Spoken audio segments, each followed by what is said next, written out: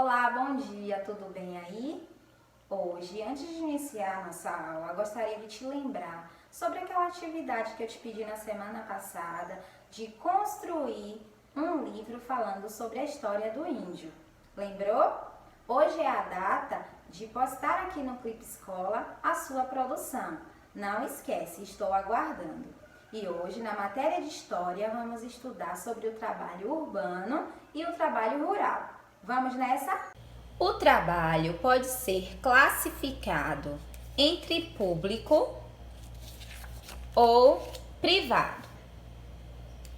O trabalho público é aquele que é mantido pelo governo e normalmente é executado pelos servidores públicos.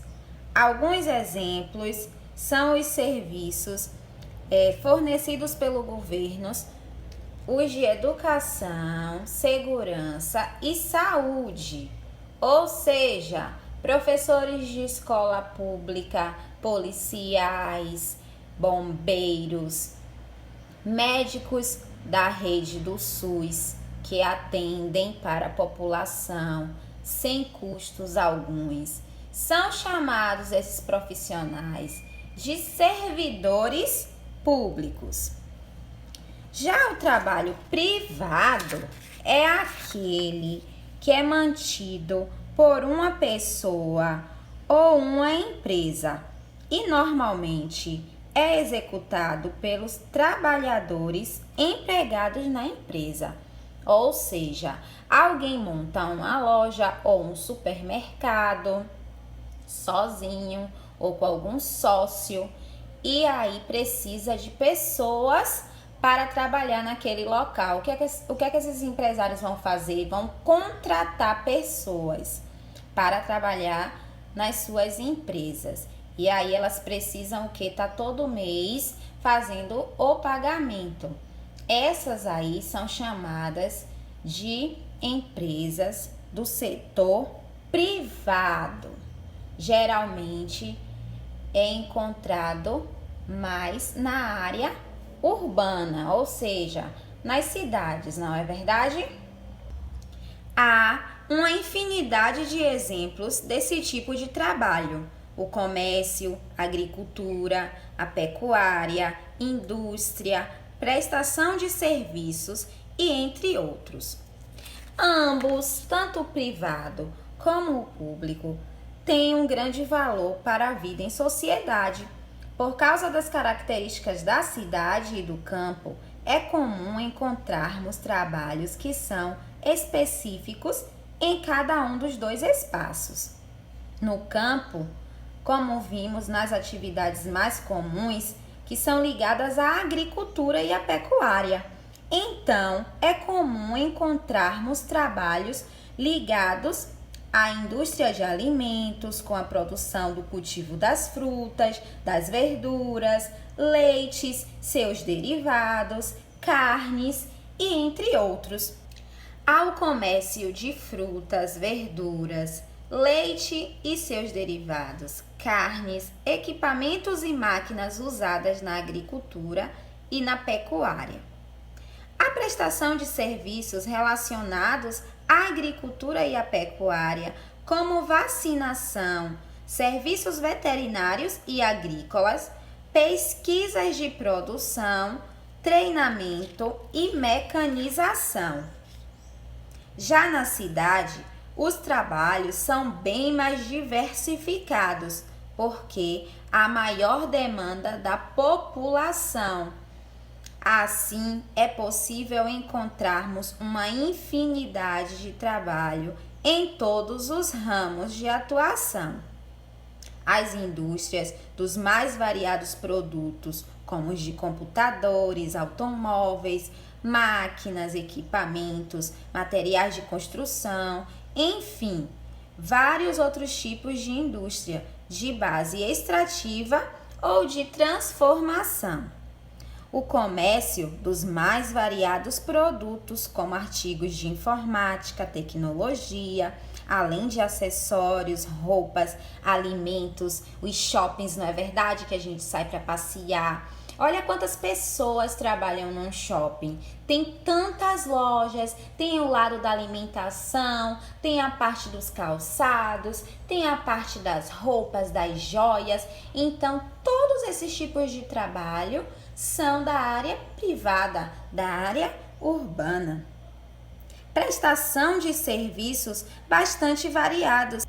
Dentro de ramos da advocacia, que são os advogados, os médicos, os dentistas, a área jurídica, a cultural, a educacional, entre outros.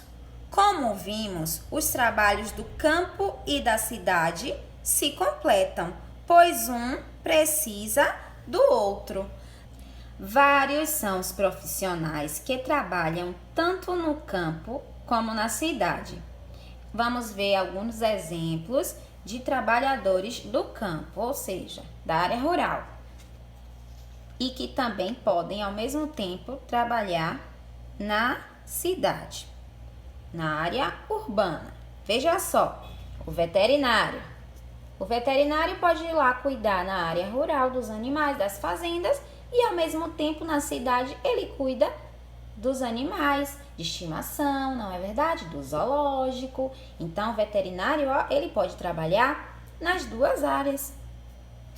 O tratorista, que pode ir lá limpar uma terra, uma área na parte rural, como também pode levar materiais ou trabalhar na construção em cidades, que é o espaço urbano. Vamos lá. O engenheiro agrônomo pode trabalhar lá na agricultura, na área rural, e também pode dar aulas na cidade. Aulas sobre agronomia. Interessante, não é verdade? É importante pontuar que ao longo do tempo, com o desenvolvimento da tecnologia, os trabalhadores do campo foram modificando a sua forma de trabalhar. O agricultor atualmente já utiliza as máquinas que facilitam o plantio e a colheita dos produtos. O zootecnista e o veterinário já utilizam vacinas, rações e diversos meios para melhorar a vida dos animais e dos produtos que vêm a partir deles. O engenheiro agrônomo incorpora sementes modificadas de plantas com maior resistência às pragas ou com maior produção. Os espaços urbanos também se modificam com o tempo, por causa da inserção permanente de novas tecnologias. Ou seja, o tempo todo são lançadas novas máquinas, novos materiais tecnológicos e a área urbana começa a se modificar também, a aprender a lidar com novos objetos para o uso do trabalho.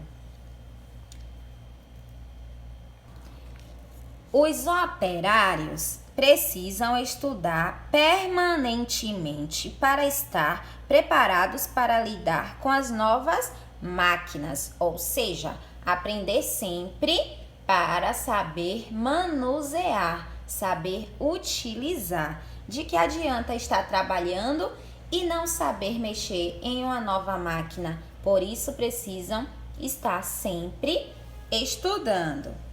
Os comerciários procuram dispor produtos e serviços para o consumo, utilizando cada vez mais tecnologia.